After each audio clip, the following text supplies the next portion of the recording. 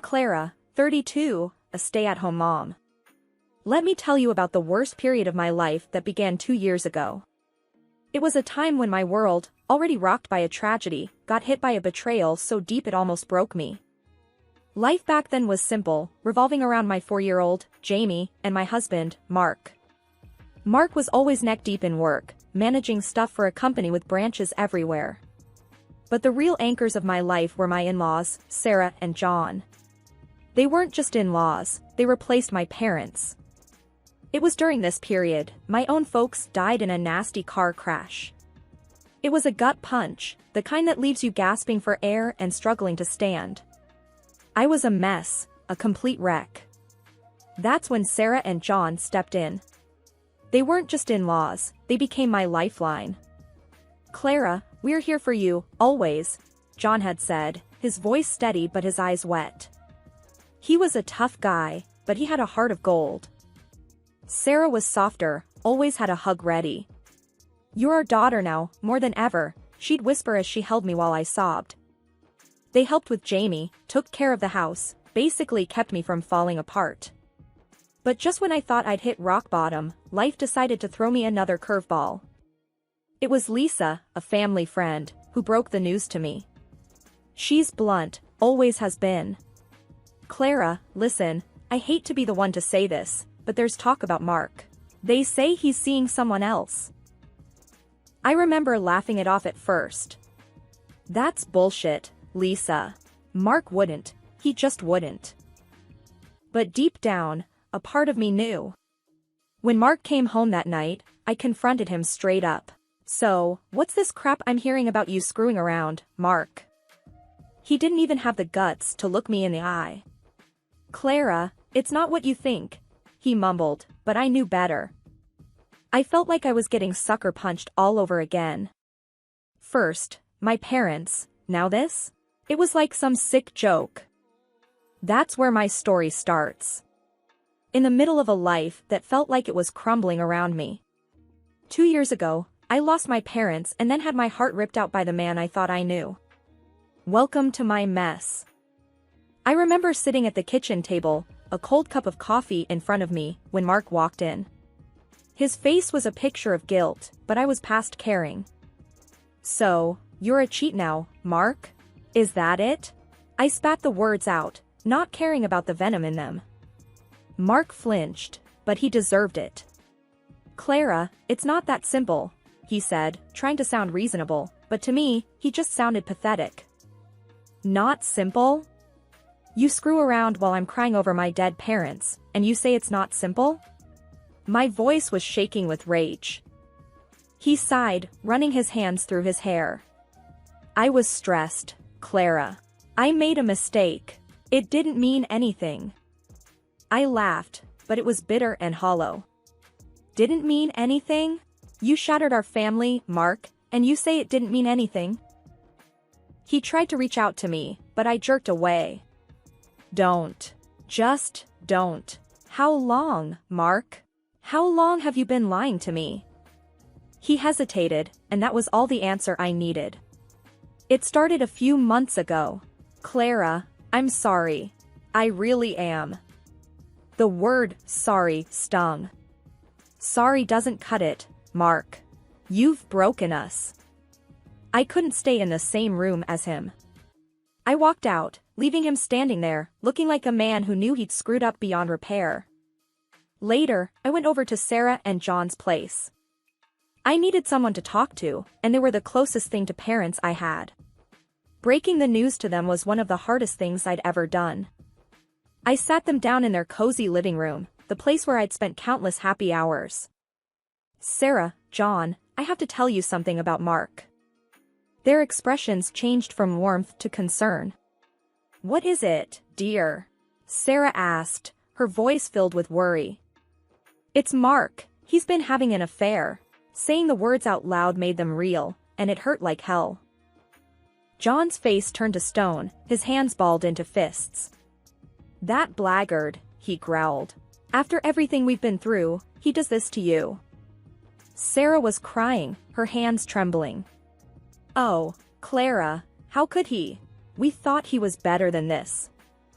I couldn't hold back my tears. I don't know what to do. I feel so lost. John stood up, pacing the room. I'll talk to him.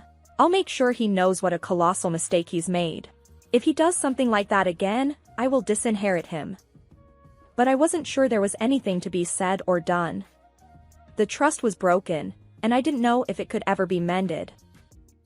The days after finding out about Mark's affair were a mess of emotions. I was angry, hurt, and felt betrayed. But in the middle of that storm, Mark was desperate, almost pathetic, begging for another chance. One evening, he cornered me in the living room, his face worn out with guilt and fear. Clara, please, I'm begging you. I know I messed up, big time. But I can't lose you and Jamie over this. I looked at him, feeling a mix of anger and pity. You should have thought about that before jumping into bed with someone else, Mark. He winced, as if my words were physical blows. I know. It was a stupid mistake. I never meant to hurt you. Mistake? I scoffed. You called destroying our family a mistake? He ran a hand through his hair, a nervous habit he had. I'm not trying to make excuses. I want to make things right. Please, Clara. I wanted to scream, to tell him how much he had hurt me, but instead, I found myself thinking of Jamie, our little boy who adored his dad. Mark, you don't just get to come back and pretend everything is fine. You broke something here, I said, my voice heavy with unspoken pain. I know, and I'll spend the rest of my life trying to fix it, if you let me, he pleaded. I sighed, feeling the weight of the decision on my shoulders. I'll think about it, Mark. But even if I agree, things will never be the same again. He nodded, looking like a man who knew he was hanging by a thread. I understand. Thank you, Clara. The next day, I talked to Sarah and John about it. I needed their perspective, their advice. John was furious, his old-school values making it hard for him to see past the betrayal. Clara, you can't just let him off the hook. He needs to learn his lesson. Sarah was more understanding, though her disappointment in her son was clear. Clara, dear, whatever decision you make, we'll support you. But think about Jamie, and what's best for him. Their words echoed in my head as I made my decision. I wasn't doing this for Mark. I was doing it for Jamie, and maybe, a little bit, for the memory of what Mark and I used to have. That night, I told Mark my decision. I'm willing to give this another shot, Mark. But things need to change. We need to start over, rebuild what you broke. Mark's relief was palpable. Anything, Clara. I'll do whatever it takes. 2 years had passed since I decided to give Mark another chance. It felt like walking on a tightrope every day, balancing between the past and a future I wasn't sure about. Mark got a promotion at work, which meant more business trips, more time away from home. It left me with Jamie and a lot of time to think. One day, while Jamie was at school, I sat with Sarah and John in their garden, a place where we had shared so many family moments. Clara, you've been holding up well, considering everything, Sarah remarked, her voice laced with concern. I forced a smile. I'm trying, Sarah. For Jamie's sake. John, who had been quiet, finally spoke up. You know, Clara, I still can't wrap my head around what Mark did. But I respect you for giving him another chance. I sighed, looking at the garden's blooming flowers. I don't know if it was the right decision, John. Sometimes, I feel like I'm just waiting for the other shoe to drop.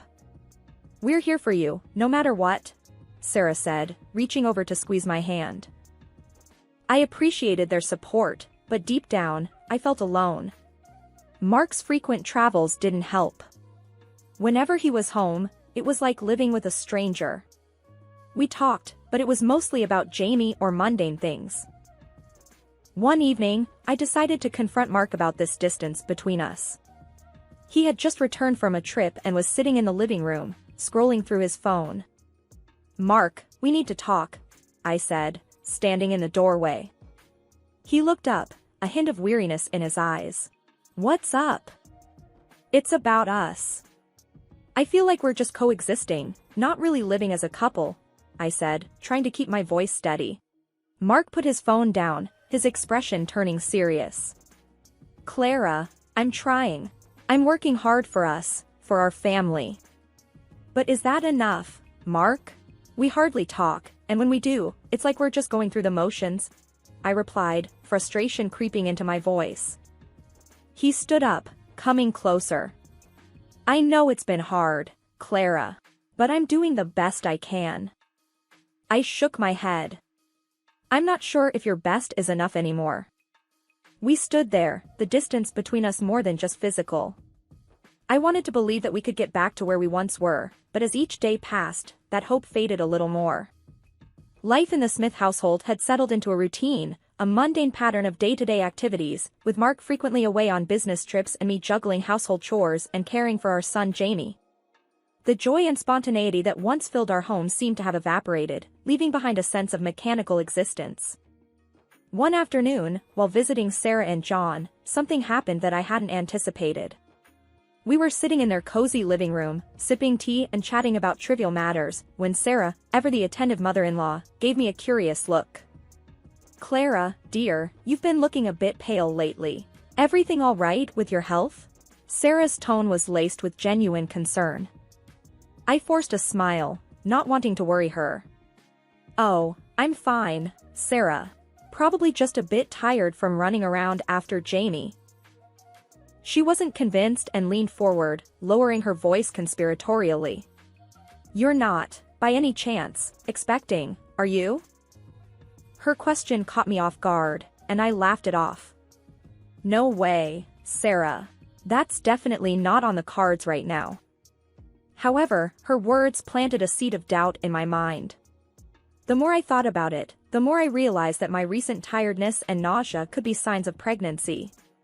On my way home, I made a detour to the pharmacy and bought a pregnancy test, my heart pounding with a mix of fear and anticipation. The next morning, after Jamie had left for preschool, I took the test. The minutes I spent waiting for the result felt like hours. When I finally looked at it, the two pink lines were as clear as day. I was pregnant. I was still reeling from the shock when Mark returned from his latest business trip. He looked weary, his suit crumpled and his eyes tired. I hesitated for a moment before deciding to tell him the news.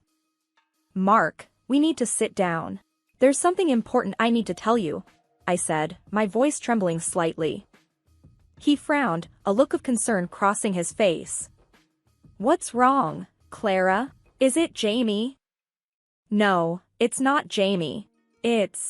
I'm pregnant, I said, watching him closely for his reaction. He stood there, stunned, as if trying to process what I'd just said.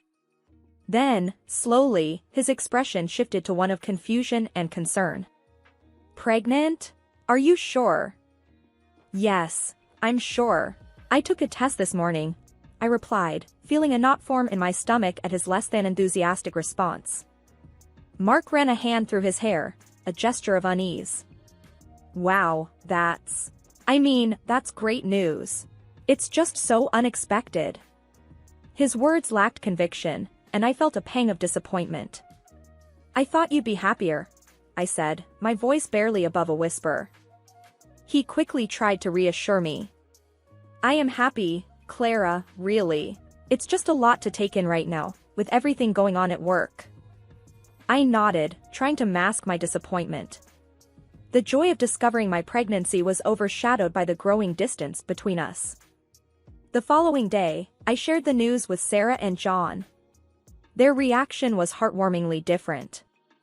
Sarah's eyes lit up with joy, and she enveloped me in a warm embrace. A new grandchild. Oh, Clara, this is such wonderful news, she exclaimed, her voice brimming with excitement. John's reaction was equally enthusiastic.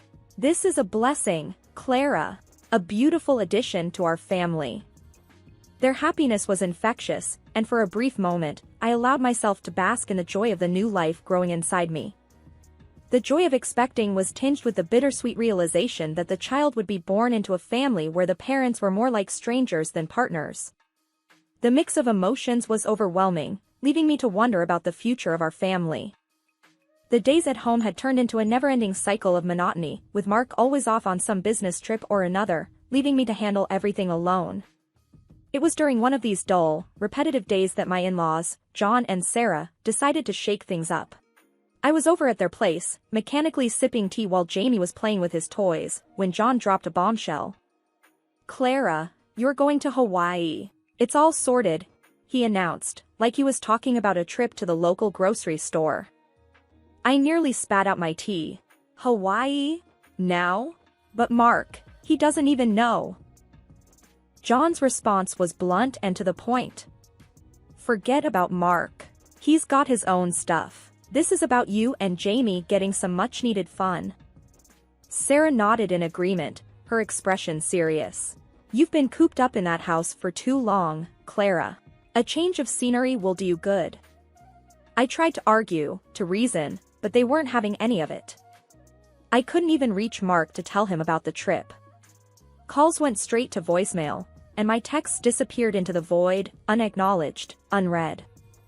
So, there we were, Jamie and me, heading off to Hawaii on a whim, thanks to my in-laws, with Mark completely in the dark. The whole thing felt like a crazy dream. Landing in Hawaii felt surreal. The hotel was like something from a postcard, exactly how Sarah had described it. "It's a family tradition," she had said. Jamie was ecstatic, his laughter and energy contagious. But as I watched him play, a pang of loneliness hit me. "Why isn't Daddy here, Mommy?" Jamie asked, his innocent question twisting the knife a bit more. "He's busy, baby," I replied, keeping my voice light. "But we're going to have a great time, just us." Every night, I'd send updates to Mark, photos of Jamie building sandcastles, the stunning Hawaiian sunsets, but they went unanswered. His silence was a loud, echoing confirmation of the growing gap between us. The days were a blur of beach outings and hotel adventures with Jamie, yet I felt disconnected, my mind constantly wandering back to Mark. Then came the shocker. On our penultimate morning, I walked down to the hotel lobby, and there he was. Mark. And he wasn't alone. There was a woman with him, someone I didn't recognize, laughing at something he said. I froze, my heart pounding. This couldn't be happening. Not here. Not in the very place Sarah and John had cherished. The shock was like a slap in the face. I couldn't believe my eyes. The moment I saw Mark with that woman, my world stopped. Panic gripped me as I grabbed Jamie's hand, rushing him back to our hotel room. He was babbling about the pool and the fun he had, unaware of the storm brewing inside me.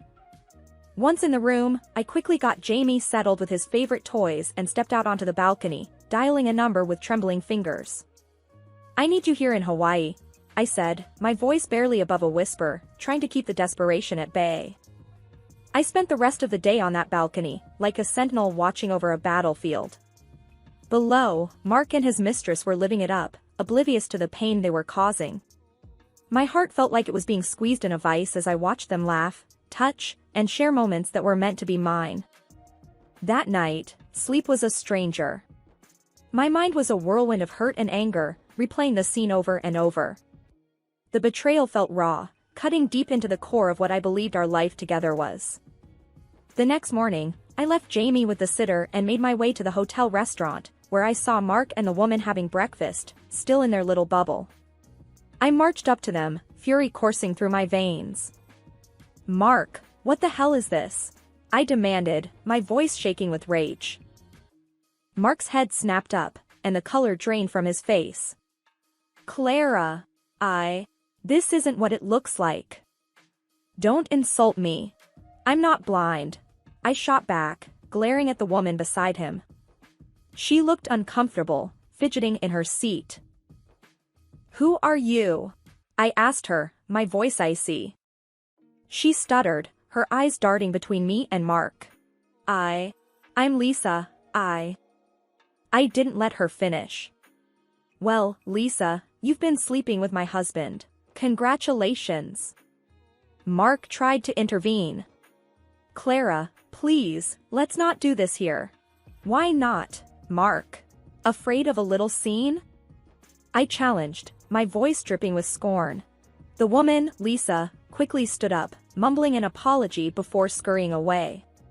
Mark reached out to me, his eyes pleading. Clara, I can explain. Please, just don't tell my parents. As if on cue, John and Sarah walked into the restaurant. Seeing the scene, they quickly pieced things together. Mark's face turned ashen. John's voice was cold and hard. What's going on here, Mark? Mark stammered. Dad, I can explain. Sarah looked from Mark to me, her expression one of shock and hurt. Clara, what's happened? I took a deep breath, the weight of the betrayal heavy on my chest. Mark's been having an affair. I caught them together. The words hung in the air, heavy with disappointment and pain. Sarah's hand flew to her mouth, her eyes brimming with tears. John's face was a mix of anger and disbelief. John was the first to speak, his voice laced with a bitterness I had never heard before. Enough of this nonsense, Mark. We're tired of your antics. You've pushed us too far this time. Sarah stood beside him, her expression one of utter disappointment. We've stood by you through everything, but this is unforgivable.